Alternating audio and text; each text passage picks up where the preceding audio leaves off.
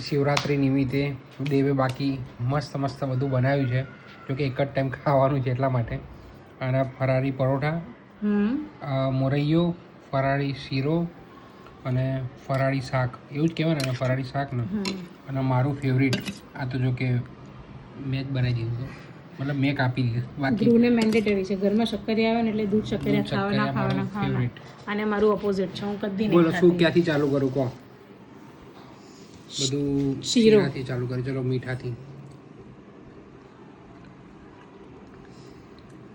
સારું છે, મને આમ બી શીરો ઓછો ભાવે પણ સારું બને.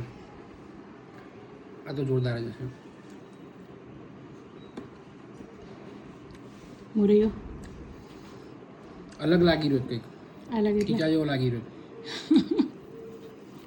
દર વખત કરતાં અલગ છે. પરોઠા તો બેસ્ટ જ હોય છે. શાક ખાઈએ આપણે. ચાલો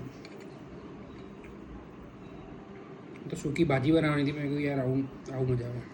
છાશ નથી ખાવાના એ જોડે, તો મેં કીધું મોરૈયા જોડે ખાવા માટે થોડોક તો રસો રાખો. કેવું છે, મજા આવી ગઈ? આનો લુક જ જોઈને ખબર પડી જાય કેવું છે.